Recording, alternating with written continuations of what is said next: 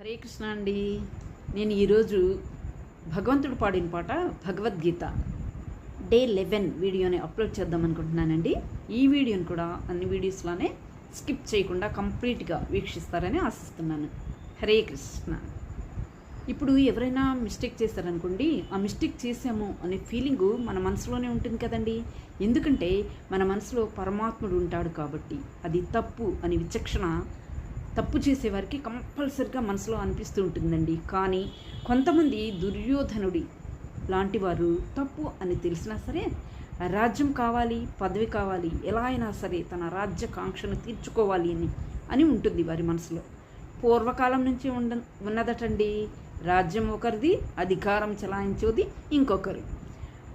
ఇక్కడ రాజ్యం ధృతరాష్ట్రుడిది, అధికారం చలాయించేది మాత్రం దుర్యోధనుడు. ఒక విషయం అండి, ద్రోణుడు ద్రుపదుడు ఇద్దరు ఒకే గురువు గారి దగ్గర విద్యాభ్యాసం చేశారట. పూర్వకాలంలో విద్యాభ్యాసం చేయడానికి గురుకులానికి వెళ్ళి విద్యను అభ్యసించేవారు. అక్కడ ద్రోణుడు ద్రుపదుడు ఇద్దరు కూడా చాలా గొప్ప మిత్రులటండి. ద్రుపదుడు కొంచెం గొప్పవాడు, ద్రోణుడు మాత్రం చాలా పేదవాడు.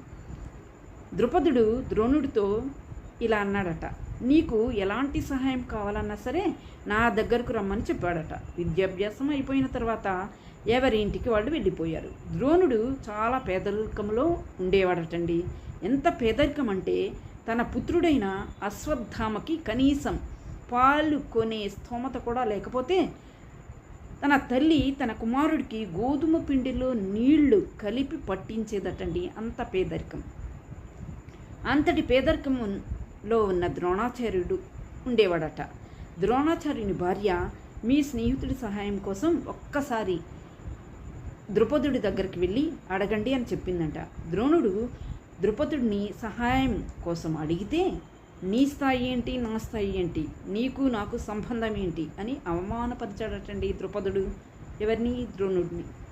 ఈ ప్రపంచంలో ప్రేమలు ఉంటాయి, కానీ ఒక్కరి నుంచి నీ నుంచి నాకేమొస్తుంది, నా నుంచి నీకేమొస్తుంది అనే ప్రేమలు మాత్రమే ఉంటాయి.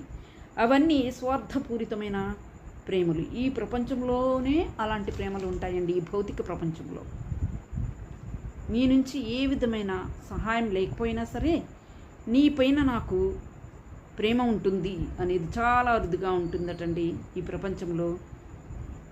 ద్రోణుణ్ణి అవమానించి ద్రుపదుడు వెళ్ళిపోతూ ఇలా అన్నాడట. ఏమన్నాడో నెక్స్ట్ వీడియోలో నేను కంటిన్యూ చేస్తానండి. హరే కృష్ణ.